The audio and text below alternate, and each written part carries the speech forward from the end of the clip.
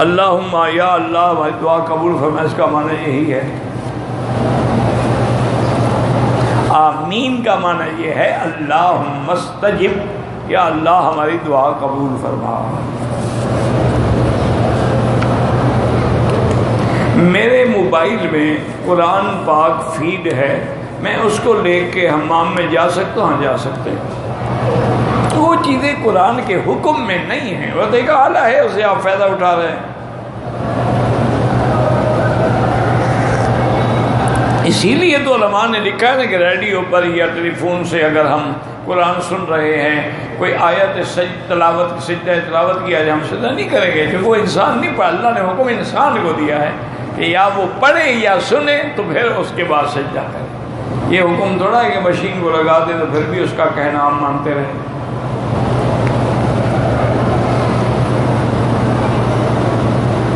کہتا ہے جی بنگالیوں کے 12-13 بچے ہوتے ہیں، اس کی کیا وجہ؟ ان سے پوچھو بھائی، ہم بنگالی رہتے ہیں نا، کوئی آسمان پہ تو نہیں رہتے، زمین میں رہتے ہیں، ان سے پوچھو بھائی تمہارے بچے زیادہ کیوں ہوتے ہیں؟ بہرحال جہاں تک میرا تعلق ہے وہ تو یہی ہے کہ وہ چونکہ مچھلی زیادہ کھاتے ہیں اور چاول زیادہ کھاتے ہیں، تو مچھلی بھی اور چاول بھی اس میں وٹامن ای ہوتی ہے، تو صاف بات ہے بچے زیادہ ہی پیدا ہوں گے۔ یہ خیال ہے، اللہ عالم، اللہ جس کو چاہے دے، جس کو چاہے نہ دے۔ ہم نے ایسے بھی دیکھے بعض لوگ بیچارے ٹی بی کے مریض ہیں، 6 بچے ہیں، بعض ہٹے کٹے نوجوان ہیں، ایک بچہ بھی نہیں ہے۔ یہ اللہ کی مرضی ہے، جس کو چاہے دیتے۔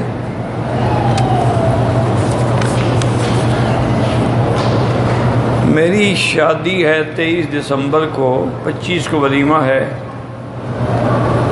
لڑکی 23 اور 24 رات شوہر کے گھر رہے گی، 25 کو دلہا کے بعد اپنے گھر چلی جائے گی۔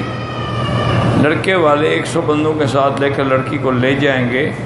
اسلام میں جائز ہے؟ کوئی بات نہیں، جائز ہے بھائی۔ ایک دفعہ شادی ہوگی، لڑکی دولہے کے گھر میں آئے گی، میاں بیوی ملیں گے، دوسرے دن پھر خاوند کی طرف سے ولیمہ ہوگا، پھر اس کے بعد ایک رواج ہے کہ لڑکیاں جو ہیں فوراً ماں باپ کے گھر چلی جاتی ہیں، پھر اس کو جا کے لے آتی ہیں۔ یہ تو ایک رواج ہے، کوئی منع نہیں۔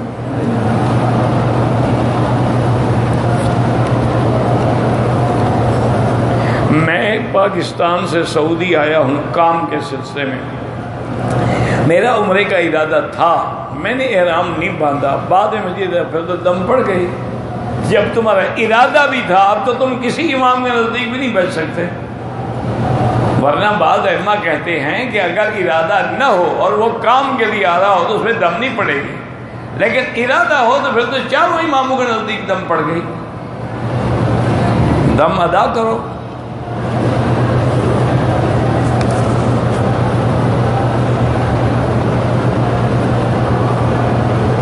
کہتے ہیں جی کہ مجھے پیشاب کی تکلیف ہے، قطرے گرتے رہتے ہیں۔ بالکل میرا بھائی، یہ مجبور ہیں آپ، لیکن آپ کے لیے حکم یہ ہے کہ ہر نماز کے لیے نیا وضو کرو۔ کیا معنی؟ مغرب کو جو وضو کیا عشاء تک کافی ہے، نماز پڑھو، طواف کرو، سب کچھ کرو، پھر عشاء پڑھنے کے لیے دوبارہ وضو کرو، انڈر ویئر کو دھو ڈالو، اس میں پیشاب لگا ہوگا،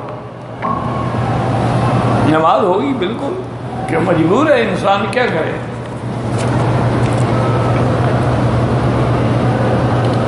دادا کے پوتے نواسے ان کو نہیں ملتی وراثت، وراثت ملتی ہے ہر کسی کو اپنے باپ کی، اپنے دادا کی نہیں۔ دیکھو نا، اگر پانی پہلی چھت پہ آئے گا تو نیچے ہی آئے گا، جب وہ پہلی چھت پہ نہیں آیا نیچے کیسے آئے؟ اس کی وراثت ملنی تھی تیرے باپ کو، تیرے باپ کی ملنی تھی تجھے، جب تیرے باپ کو نہیں ملی تجھے کیوں ملے؟ ہاں باقی وہ خوشی سے دے دے کسی کو، اس کی مرضی ہے، لیکن شرعاً وارث نہیں ہے۔ کہتا ہے جی کہ دادے کا انتقال کے بعد بیٹا بیٹی انتقال کر گیا، جو انتقال کر گئے، جو باقی وارث ہیں ان کو ملے گا، جو پہلے فوت ہو گئے ان کو قبر میں دینے جائیں گے۔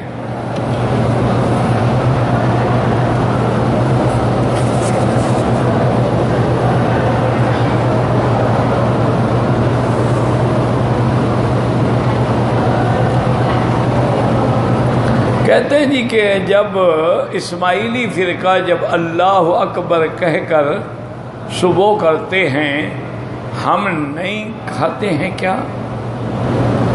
پتہ نہیں اس کا گوشت خون اور کا نام پر بالکل خنزیر حرام. مجھے سمجھ نہیں آیا آپ کا سوال. بہرحال خنزیر حرام ہے اور ایسا حرام ہے کہ نجس العین ہے، یعنی اس کا کوئی جز بھی حلال نہیں ہو سکتا، حتیٰ کہ اس کے مار دینے کے اس کا چمڑا بھی نہیں پاک ہو سکتا. مجھے نہیں پتا اسماعیلی فرقہ کیا کرتا ہے. ماضی میں والدین کا گستاخ تھا، پھر دنیا تنگ ہو گئی، معافی مانگی، لیکن دنیا میں گر گیا ہوں. کفارہ کیا ہے؟ کفارہ کیا ہے؟ والدین کی نافرمانی سے آدمی گر ہی جاتا ہے، اور کیا ہوتا ہے؟ والدین کی فرما برداری سے آدمی آسمانوں پہ جاتا ہے اور والدین کی نافرمانی سے گر جاتا ہے. اب یہی ہے، والدین سے معافی مانگو، ان کی خدمت کرو تاکہ وہ راضی ہو کر تمہیں دعائیں کریں. اور اگر فوت ہو گئے ان کے لیے نیکی کے کام کرو، ان کے لیے حج کرو، ان کے لیے عمرہ کرو، ان کے لیے خیرات کرو تاکہ اللہ تعالیٰ تیری ان غلطیوں کو معاف کر دے.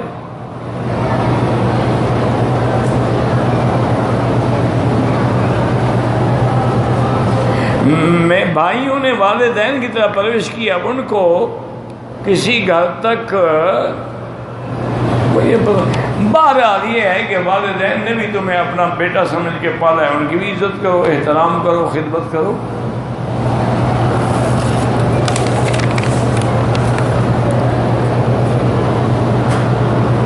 کہتے ہیں جی کہ میں چھٹی پہ تھا، واپسی کا ٹکٹ ریاض کا تھا، اسلامی مہینہ 24 ذوالقعدہ کا تھا. مجھے خدمت کا پابندی کی وجہ سے مکے میں بغیر احرام کے داخل ہونا پڑا.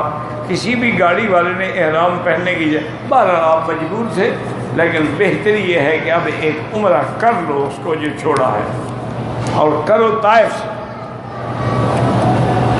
کیونکہ جو لوگ ریاض سے آتے ہیں اسی راستے سے آتے ہیں، ان کا میقات طائف.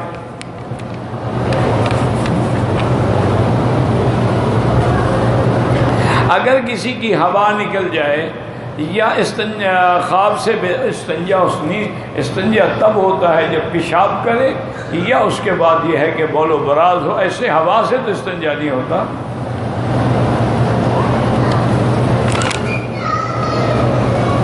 نماز میں ہاتھ باندھنا جو ہے ناف کے اوپر بھی ہے، ناف سے نیچے بھی ہے.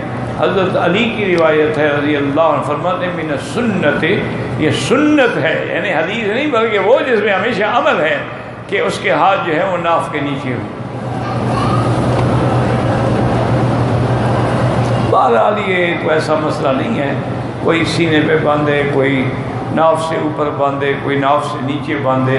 اصل میں اگر کبھی غور کرو نا، یہ اللہ کی رحمت ہے. مثلا ایک آدمی کا اتنا بڑا پیٹ ہے، وہ کہاں ہاتھ باندھے گا؟ حالات ہیں نا، تو اللہ نے رعایات ہیں، ان کو جھگڑا نہ بڑھایا کرو.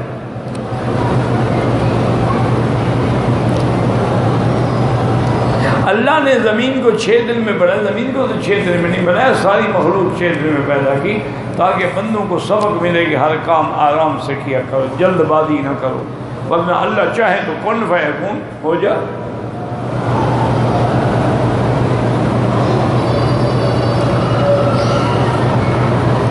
پتہ نہیں کچھ لوگوں کا خیال ہے کہ ایک جنگ ہونی ہے پوری دنیا کی، پتہ نہیں کیا، کوئی صاحب بھی تو لکھا گا نا، سمجھ بھی تو آئے نا بات.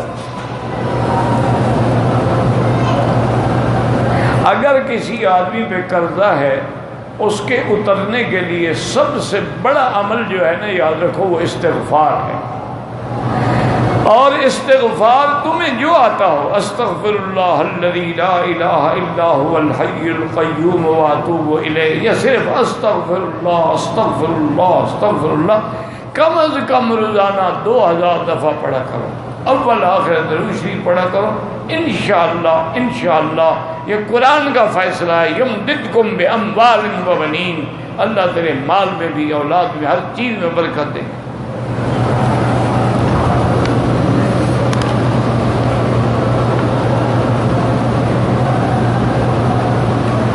کہتے جی کہ آپ نے 10 دن پہلے عربی زبان میں ایک طویل دعا فرمائی تھی، اگر ممکن ہو تو وہ دعا کر دیں، مجھے تو یاد نہیں میں نے کون سی دعا کی تھی۔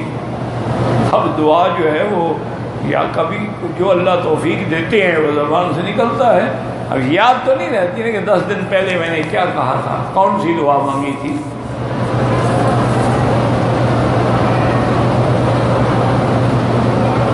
کہتے جی کہ خواتین کے لیے کوئی سپیکر کا انتظام نہیں ہے، ان کے لیے بھی مہربانی کر کے کوئی حل کیا جائے، تاکہ وہ بیچاری دین سننا چاہتی ہیں، سمجھنا چاہتی ہیں، آنا چاہتی ہیں، لیکن وہ کہاں اگر بیٹھے ان کو سمجھ نہیں آتا دوری کی وجہ سے، کوئی لفظ سمجھ آ گیا کوئی نہ آیا۔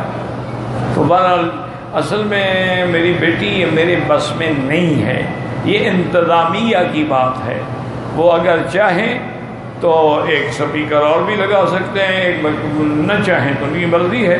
اس کا علاج یہی ہے کہ جب تمہیں موقع ملے 2 رکعت نماز پڑھ کے اللہ سے دعا مانگو کہ یا اللہ ہمارے لیے بھی انتظام کر دیں، تو انشاءاللہ مجھے یقین ہے کہ جو چیزیں اللہ سے مانگی جاتی ہیں اللہ کبھی بھی اپنے بندے کو مایوس نہیں فرماتے۔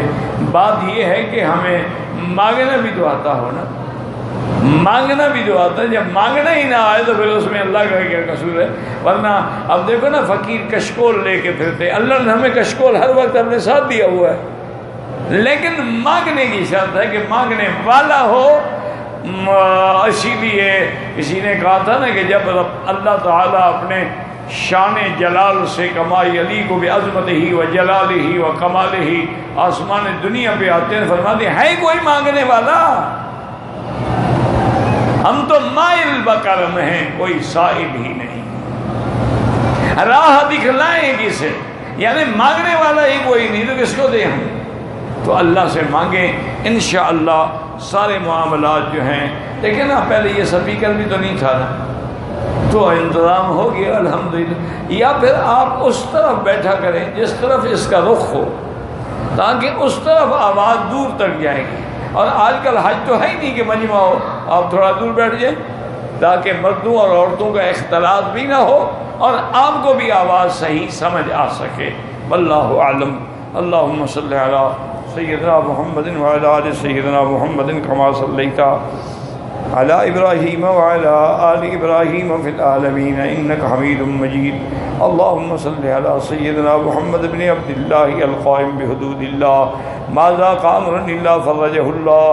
اللہم صلی علی سیدنا محمد النبی الامی الطاہر الزکی صلاۃ تحل بها العقد وتفق بها القرب۔